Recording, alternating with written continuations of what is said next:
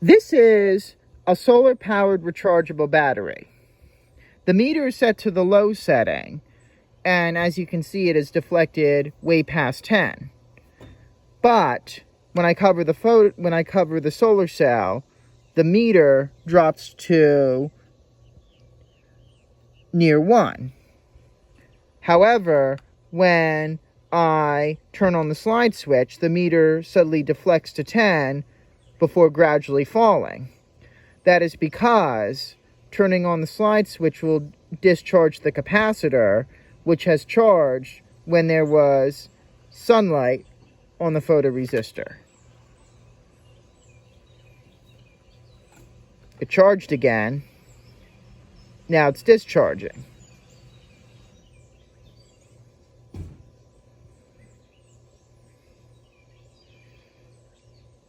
I don't think the meter will fall all the way to 0, but you can use sunlight to charge a battery.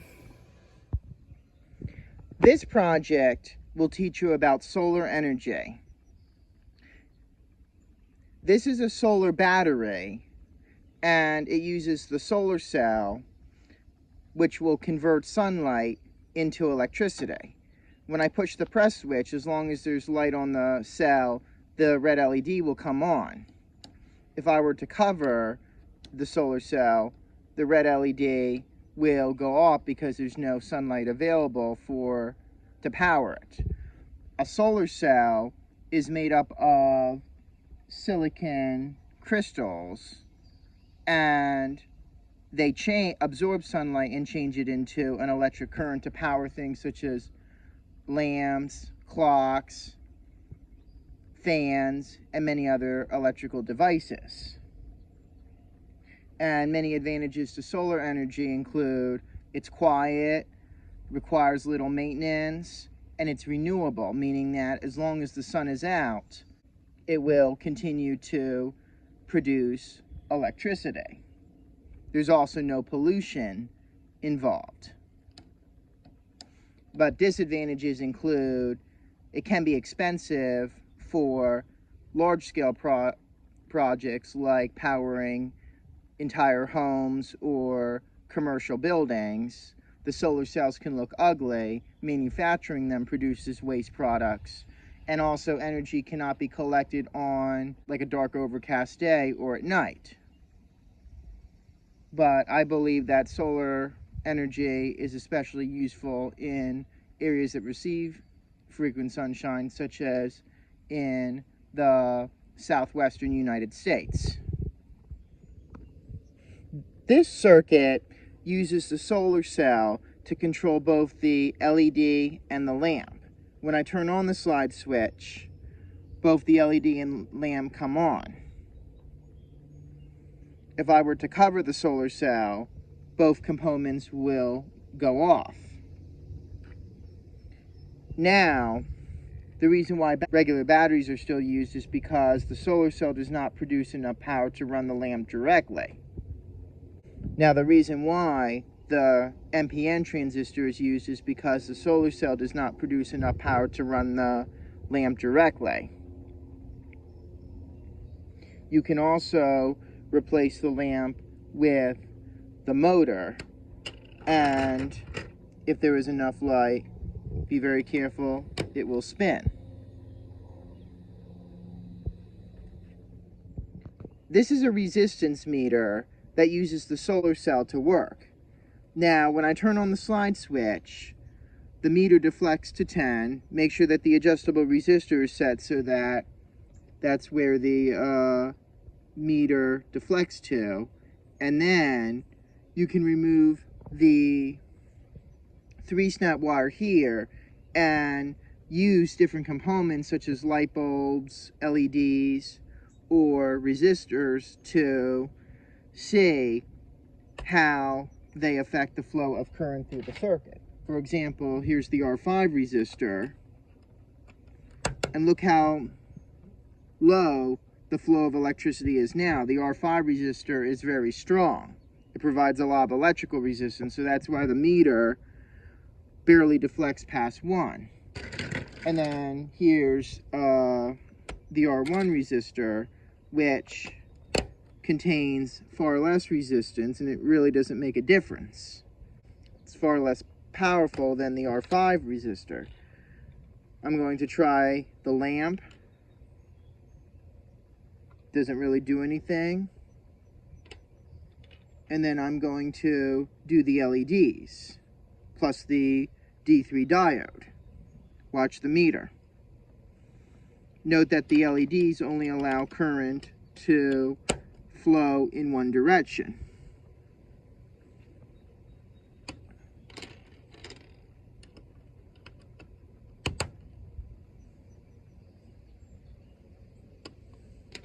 Finally, the D3 diode, and it allows more current to flow through than the light-emitting diodes.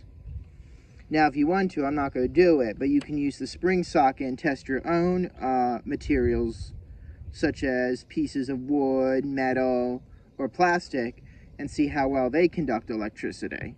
You can also wet them to see whether or not the moisture makes a difference in conducting current. This circuit allows you to test the NPN transistor. We have the solar cell, turn on the slide switch, push the press switch, and the meter should deflect. Make sure there's adequate light on the solar cell for it to work. And there you have it. This project is similar to the previous one, except now I'm testing the PNP transistor. Push the press switch, and the meter deflects, as long as there is light on the solar cell. And if you use the diode, the meter reading would be higher in this project than with the with project 552, where I tested the LEDs and diode. This circuit allows you to compare the voltage from the solar cell and from the standard batteries. I adjusted the RV resistor so that the meter reads exactly 5, and right now the voltage is coming from the solar cell only. But when I push the press switch, the voltage from the batteries flows through the meter, and it only reads about 3, because the batteries generate power equivalent to 3 volts. And the solar cell provides more voltage than the standard batteries. This is a simpler version of the previous project, in which you compare the voltage of the solar cell and the regular batteries. Turn on the slide switch, and as you can see, the meter reads exactly 5, because there's adequate light on the solar cell. But if I were to cover it, the meter goes down to 0. If the meter reads 0, that means that the battery voltage is higher than the voltage produced by the solar cell. If the meter reads greater than 0, then the solar voltage is higher. This is a solar music box. When I turn on the slide switch, if there is adequate light on the photoresistor, you will hear music coming from the speaker.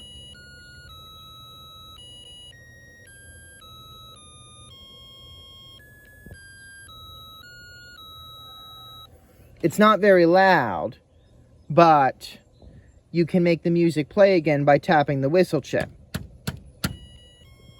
You might have to do it a few times. If it were louder, this could possibly be an alarm clock that you can place by your bedroom window, and when light enters the room, the alarm might set, the music will play, and it might wake you up. But it would probably have to be louder for it to do so. This circuit combines 2 integrated circuits, the alarm and space war ICs, and they will produce sounds if there is enough light on the solar cell.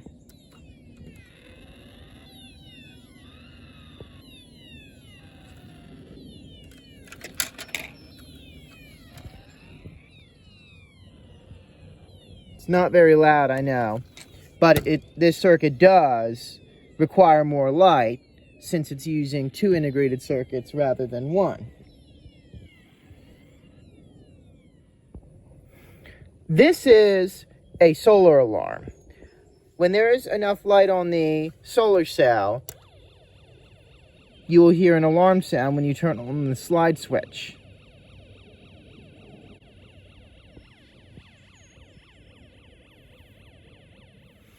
This is another solar alarm, and as you can see, unlike the previous one, this alarm uses the transformer. But it has the same principle. When there is enough light on the solar cell, the alarm will sound. But it will need more light than in the previous project since the circuit is more complex. And I'm not going to do this, but you can I'm going to change the sounds.